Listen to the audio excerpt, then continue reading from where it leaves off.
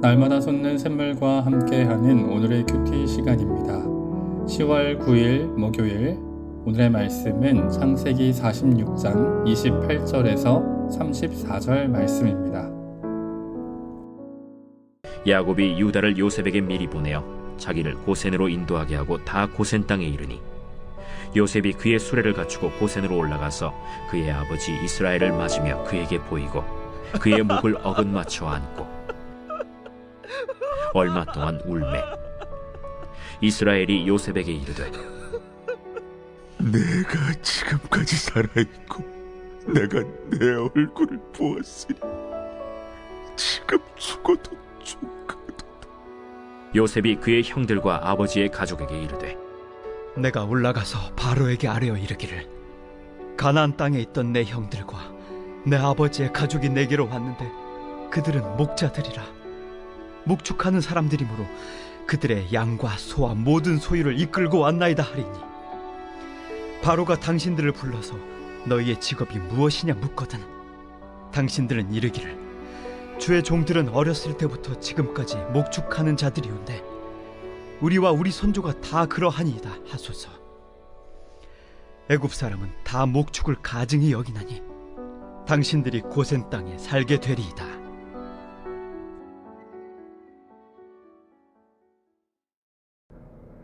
연휴 마지막 날인 한글날 아침, 성도 여러분의 가정에 평강이 가득하시기를 소망합니다. 에스라 9장을 보면 반전이 기록됩니다. 8장에서 에스라는 바벨론에서 가져온 예물을 하나님께 바칩니다. 많은 양의 제물로 제사도 하고 왕의 조서를 통해 도움도 받습니다.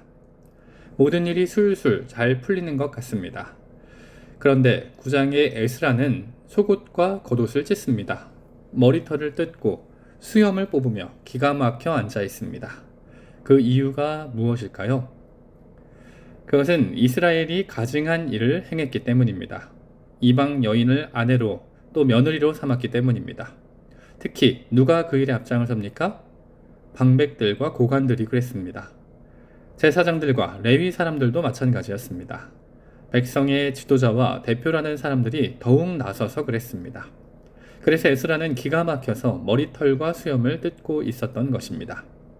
본문은 야곱과 요셉이 22년 만에 만나는 장면입니다. 오랜 이별 끝에 다시 회동하는 장면입니다. 아버지 야곱과 아들 요셉이 하염없이 슬퍼하고 또 너무나 기뻐하는 장면이란 말씀입니다. 그런데 독특하게 본문의 요셉은 울다 말고 무언가 설명하기 시작합니다. 아직 슬픔과 기쁨이 채 가시기도 전에 급하게 그들의 거주지부터 확정하려 한다는 말씀입니다.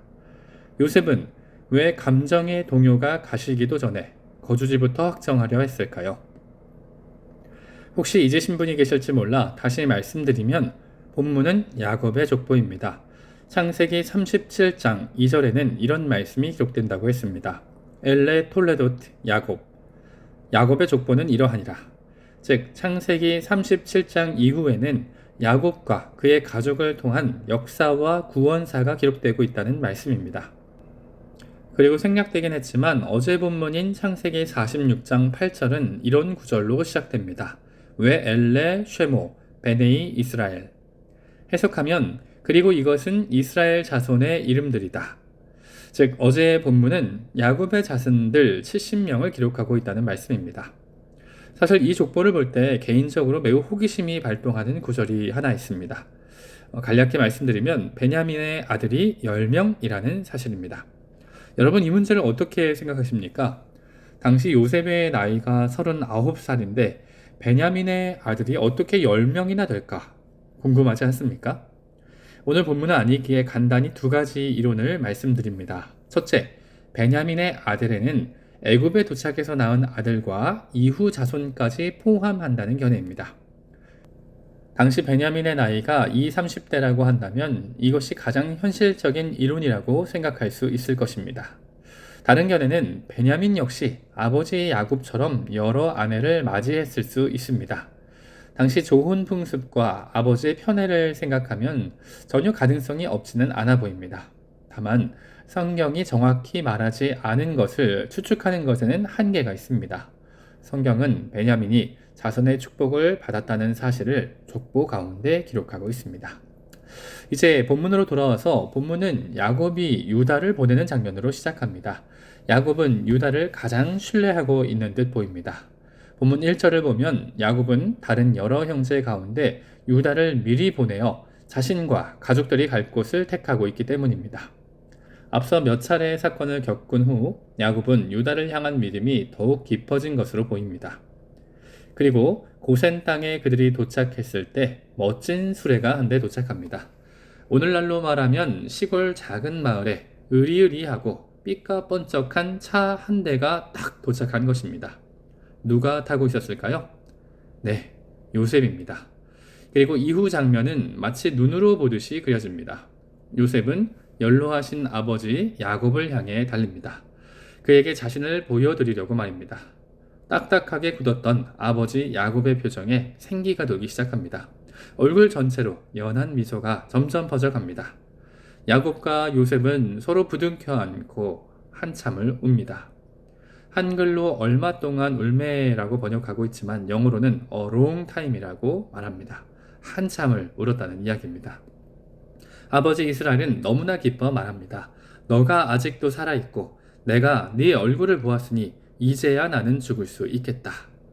이스라엘의 기쁨이 얼마나 컸을까요? 22년 만에 만난 아들입니다. 죽은 줄 알았던 아들입니다. 죽었다가 살아 돌아온 아들입니다. 십자가에서 죽은 아들이 다시 살아났을 때 아버지의 기쁨이 이와 같았을까요? 부활을 기뻐하는 주일마다 하나님 아버지의 기쁨이 이와 같지 않았을까요? 죽었던 가족을 다시 만나는 천국의 기쁨도 이와 같지 않겠습니까? 야곱은 말합니다. 지금 죽어도 족하다. 그런데 이런 슬픔과 기쁨이 채 사그라들기도 전에 요셉은 진지한 표정을 짓습니다. 엄숙한 태도로 말합니다. 저는 바로왕에게 형과 아버지가 목축하는 사람들이라 말할 것입니다. 바로도 분명 물을 것인데 당신들도 목축하는 자라고 말하십시오. 애굽 사람들은 목축을 가증히 여기기에 당신들은 여기 고센에 머물게 될 것입니다. 요셉은 그들이 애굽 사람들이 가증히 여기는 사람들로 취급받도록 합니다. 애굽 사람들과 멀리 떨어지도록 조치합니다. 문명의 이기와 번영을 누리는 장소가 아닌 외딴 공간에 독립적으로 살게 한 것입니다. 요셉은 왜 이렇게 급하게 거주지부터 확정 지으려고 했을까요? 그 이유는 이스라엘이 구별된 하나님 나라 백성이기 때문입니다. 이스라엘은 하나님께서 택하신 민족이기 때문입니다. 그들은 애굽과 구별되어야 하기 때문이라는 것입니다. 요셉은 어려서부터 아버지의 사랑을 받고 자랐습니다. 따라서 요셉은 어릴 때부터 아버지와 할아버지에게 나타나신 거룩하고 전능하신 하나님에 대해 들었을 것입니다. 따라서 요셉은 비록 애굽으로 내려왔지만 이스라엘이 애굽 백성과 달리 하나님께 구별된 백성으로 살아야 한다는 사실을 잘 알고 있었다는 것입니다. 그래서 요셉은 거주지부터 확정한 것입니다. 그들이 살아야 할 환경과 처소부터 거룩한 장소로 예비한 것입니다. 그렇습니다. 요셉은 감정보다 신앙을 앞세웠습니다. 눈앞의 기쁨보다 미래의 소망을 생각한 것입니다. 그래서 요셉은 애굽에 살지만 약속의 땅을 기대한 것입니다. 연휴 기간을 마무리하는 오늘 우리 가정은 무엇을 가장 앞세우고 있습니까? 우리 가정은 세상과 구별된 장소에 머물고 있습니까? 우리가 먹는 음식은 세상과 어떻게 구별됩니까? 우리가 듣는 음악과 보는 방송은 세상과 어떤 차이가 있습니까? 우리의 학업과 진로, 취미와 생계는 세상 사람들과 어떤 차이가 있습니까? 에스라는 구별되지 못한 백성으로 인해 머리털을 뽑으며 슬퍼합니다. 수염까지 잡아 뜯어가며 개혁을 요구합니다. 하나님 나라 백성은 작은 것 하나부터 하나님 나라 백성답게 구별되어야 할 줄 믿습니다. 세상에 살지만 새 속에 물들지 않아야 할 줄 믿습니다.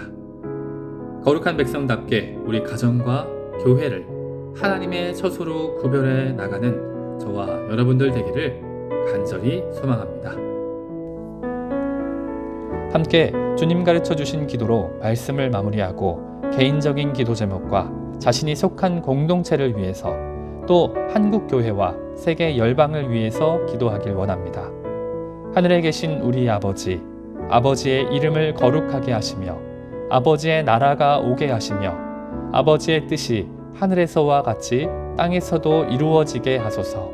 오늘 우리에게 일용할 양식을 주시고 우리가 우리에게 잘못한 사람을 용서하여 준 것 같이 우리 죄를 용서하여 주시고 우리를 시험에 빠지지 않게 하시고 악에서 구하소서. 나라와 권능과 영광이 영원히 아버지의 것입니다. 아멘.